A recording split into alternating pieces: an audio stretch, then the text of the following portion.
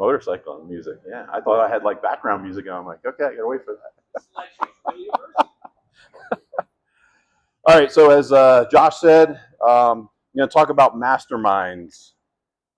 Who in here is familiar or has done a mastermind? Okay, good.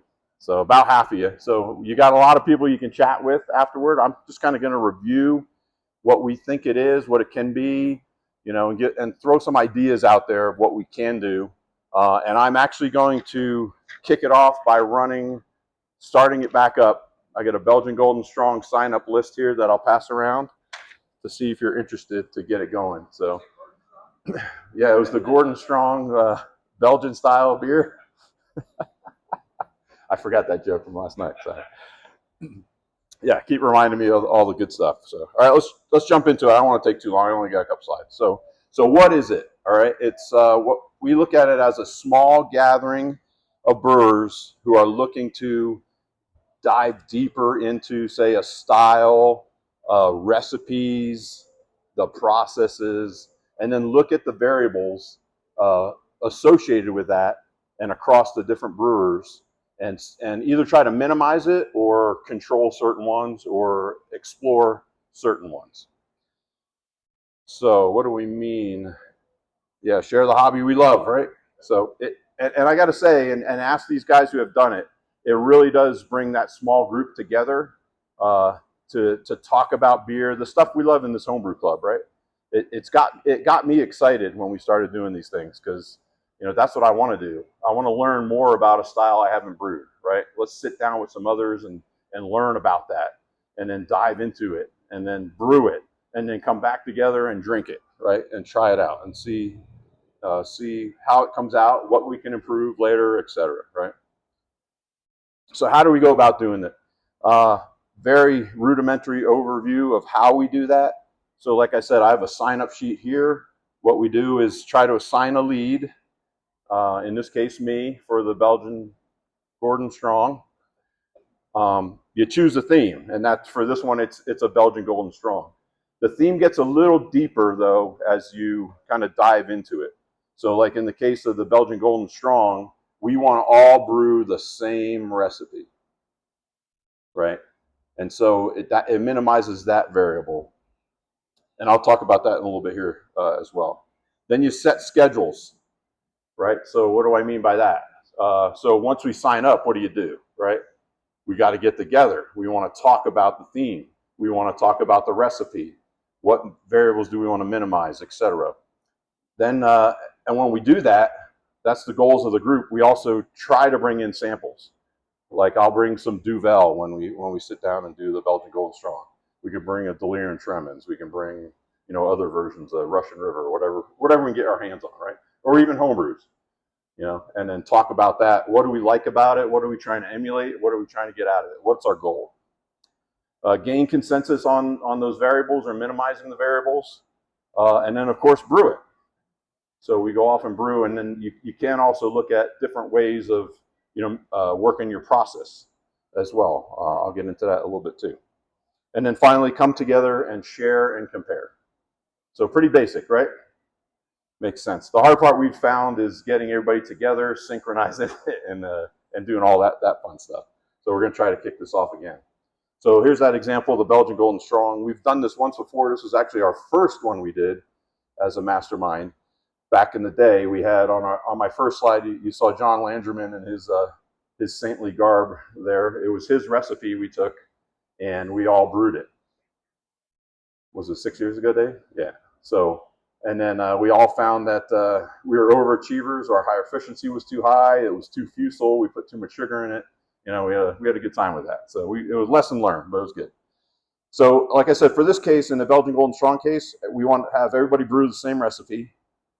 And so that presents some opportunities. If we have like 10 people brewing, we can go in on bulk buys, so that also helps minimize that variable. We all have the same base grain, possibly the same hops, and the same yeast if we do that right. And then look at what other variables do we want to control or not control. So in this instance, we would probably not control, Dave's system, right? I have no control on what he does on brew day, and then how he ferments, right, and how he packages it when we come back together. So those would be the variables that we would, kind of let go randomly and see what happens at the end. And then other things like, do you bottle condition versus keg condition, right? So I think last time we had some people did bottle condition and some people keg condition. So you get to see what the differences are when you do that. I have an example of the recipe here on the right. I just stole the BYO Duvel recipe. You'll notice in there that there's variables in there we would probably want to minimize. One of those being they show two different yeasts, right? One's the white labs and one's the white yeast. I would probably prefer to pick one of those and go with it. So, we reduce that variable. And then, like I said, the other things on brew day, your mash schedule.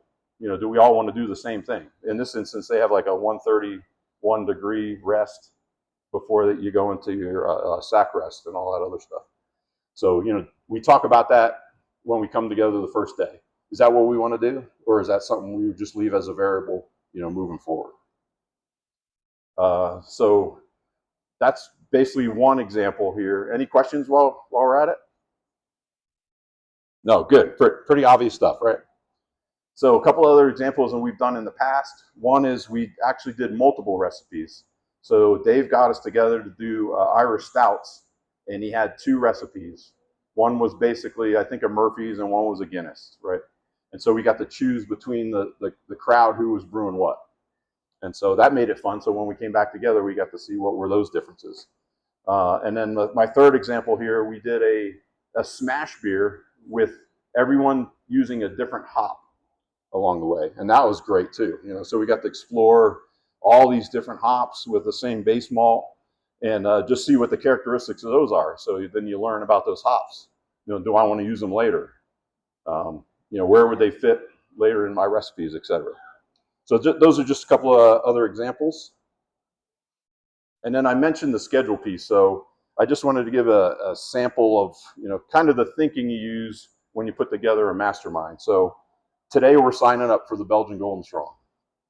In a couple of weeks, we would want to get together the team, typically at someone's place. We've met at a brewery before on a couple, so you can do that.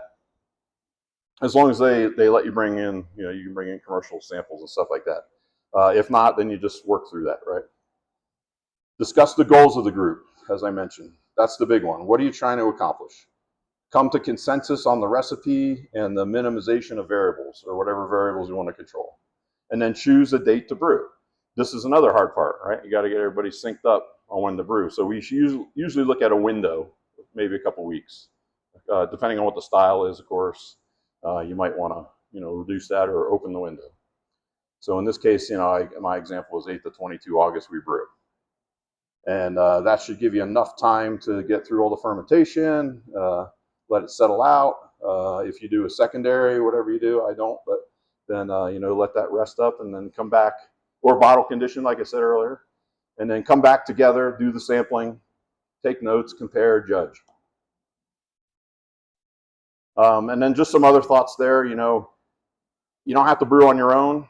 You can get together with someone else, brew in pairs, split batches. That could add actually more people to the group if we did that.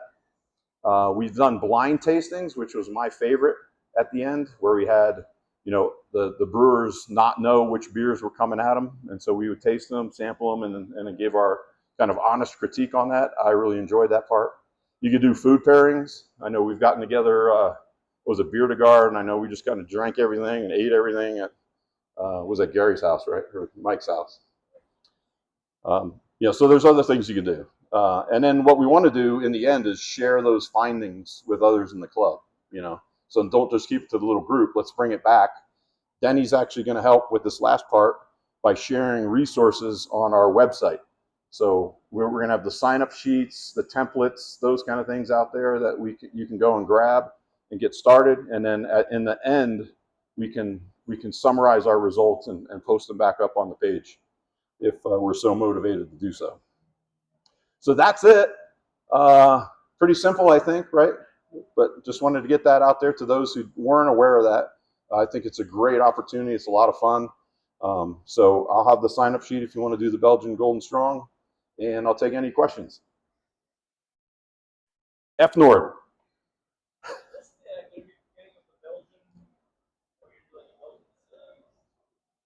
Yeah, that's a good question. So we've tried to do that in the past. So the question was, is this the beginning of a Belgian series? So we did that actually after the Belgian Golden Strong. I think we went to, we did a Beer de Garde, we did a quad, we did a Saison. So we did a couple of those, to kind of keep a theme together, and move on. That's really going to just be up to whoever wants to lead these things. Yeah, I don't want to lead, 4 Belgians in a row. So, so I'm going to sign you up, John. But that's a good question. Anything else? Yes, Caleb, right? All right.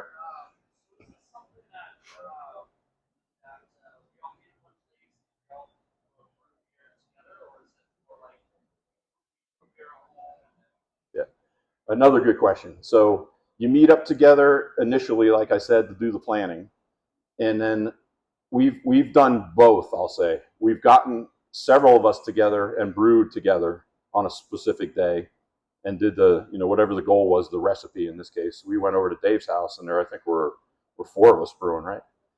Yeah. So that's another great idea. That's to get the gang back together, and have that camaraderie, and do a brew day together. So for sure, yeah, make it happen if you can make it happen. Schedules are tough. Yeah, that's the hard part. But great question. Yeah, good. Anything else? All right. Get motivated. Sign up and take a lead on one, or sign up on mine and see what it's all about. Axe out.